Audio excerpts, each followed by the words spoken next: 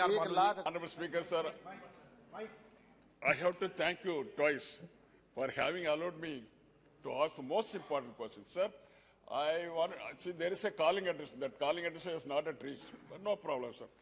The NDRF and SDRF just now, my friend has already, the Honorable Minister has already told the House. See, Government of Tamil Nadu has spent 8,998 crores out of this SDRS fund so far. But there is no, we have not got, they have not, the central government has not released the fund so far. See, there is a negative grant of 7,900 crores.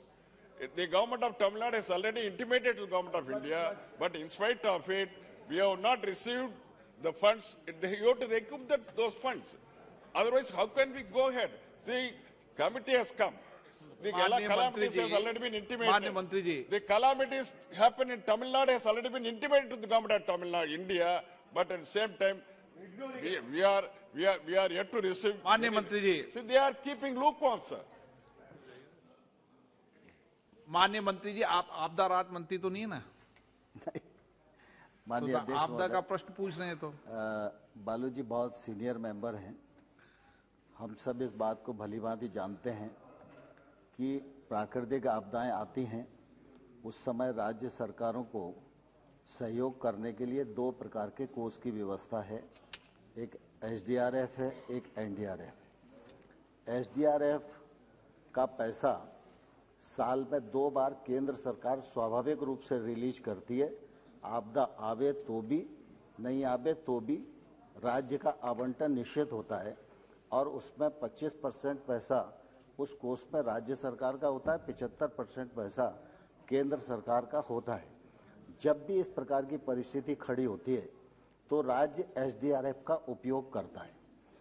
जब आपदा आती है तो उस समय केंद्र सरकार की अंतर मंत्रालयीन समिति राज्यों का दौरा करती है, वो भी आकलन करके आती है। राज्य सरकार अपना आकलन करते हैं और अपना आकलन करने के बाद केंद्र सरकार को वो अपनी रिपोर्ट भेजते हैं।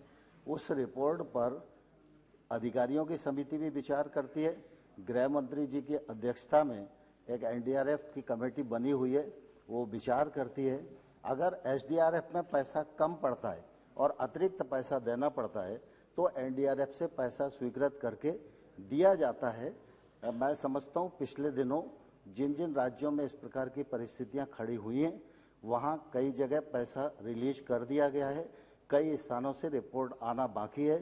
तमिलनाडु को मैं आश्वस्त करना चाहता हूँ कि जो उनका हक है वो कभी भी मोदी सरकार के रहते हुए उससे वंचित नहीं होंगे।